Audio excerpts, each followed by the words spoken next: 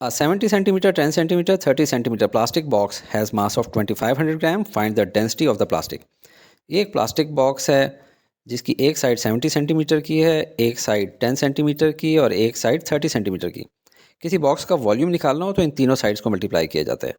मास इसका गिवन है, इसके अंदर जो कुछ भी होगा हमें नहीं पता, लेकिन इसका सारा मास जो उसने बताया वो है 2500 ग्राम और फाइंड हमने करनी है डेंसिटी। तो डेटा लिखें, वॉल्यूम ऑफ प्लास्टिक बॉक्स को हम वी कह देते हैं और ये कैसे फाइंड करेंगे, 70 centimetre multiply by 10 centimetre multiply by 30 centimetre.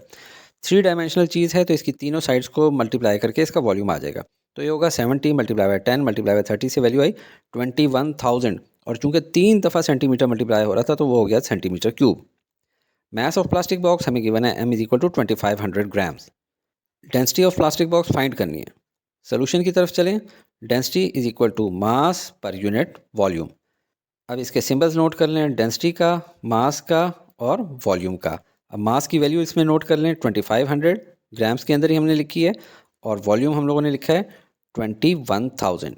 इसको सॉल्व करें, 2500 डिवाइडेड बाई 21,000 वैल्यू आई 0.12 और यूनिट क्या है, ग्राम पर सेंटीमीटर क्यूब, जो कि क्वेश्चन के अंदर ऑलरेडी गिवन है। लेकिन इस क्वेश्चन में भी हमें बताया नहीं गया कि आंसर किलोग्राम पर मीटर क्यूब में निकालना है या ग्राम पर सेंटीमीटर क्यूब में।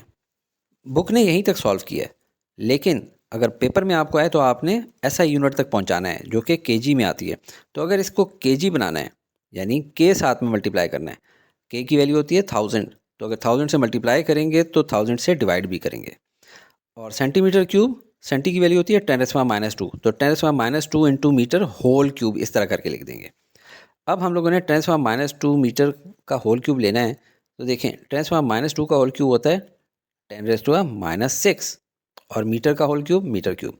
अब ये 10⁻6 नीचे से ऊपर जाएगा तो ये हो जाएगा 10⁻+6 और नीचे जो 1000 है उसका मतलब होता है 10⁻3। जब ये ऊपर जाएगा तो ये हो जाएगा 10⁻³ अब 10⁻6 इंटू 10⁻³ से value I 10⁻3।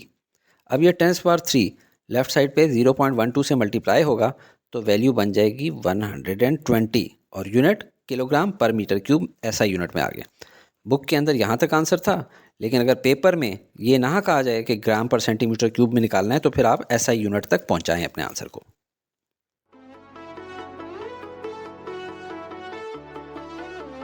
Study with me, a learning experience.